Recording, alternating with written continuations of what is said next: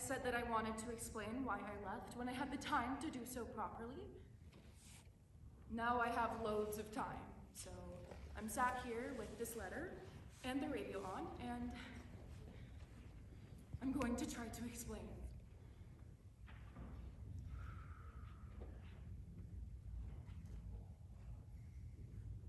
I was not a very good mother, Christopher.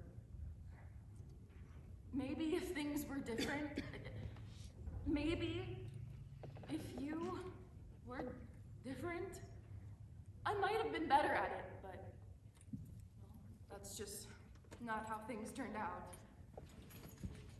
I'm not like your father. He's a much more patient person. I mean, he just gets on with things, and when things upset him, oh, he doesn't let it show. But that's not how I am, and nothing's gonna change that.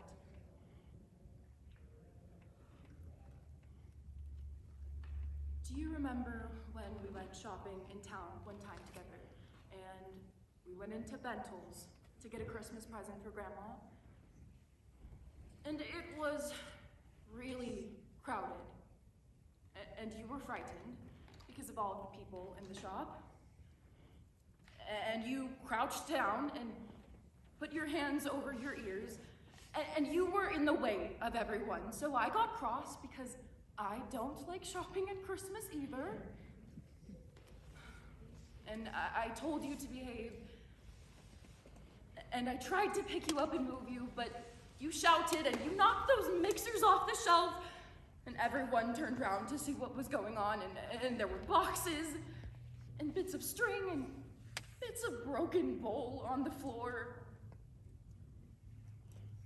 And everyone was staring, and I saw that you had wet yourself, and I just wanted to take you out of the shop.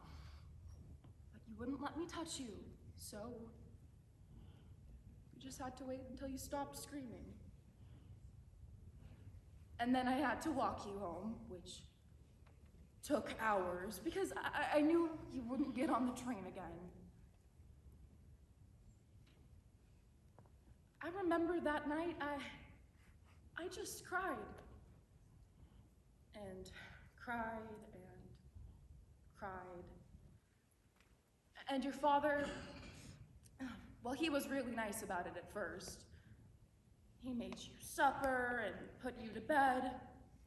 And he said these things happen. And that it would be okay, but I told him I didn't think I could take it anymore. And eventually, he got really cross, and he told me I was being stupid, and that I should pull myself together, so I hit him, which was wrong, but I was so upset. We had a lot of arguments like that, because I often felt like I couldn't take it anymore. So, eventually we just stopped talking altogether, because we knew it would always end in an argument. And I felt really lonely.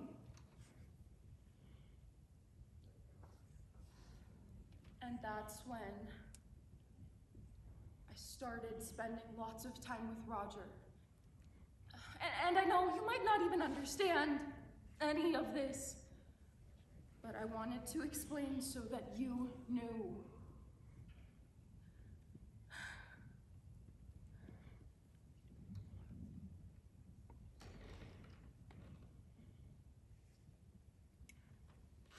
I told Roger I couldn't leave you. And he was really sad, but he understood that you are really important to me.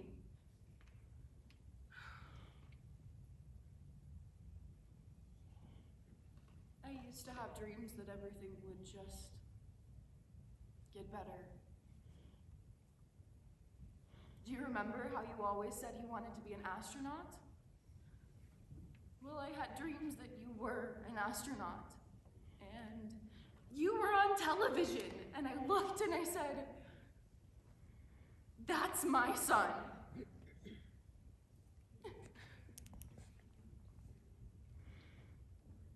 I wonder what it is that you want to be now. Has it changed? Are you still doing maths? I hope that you are.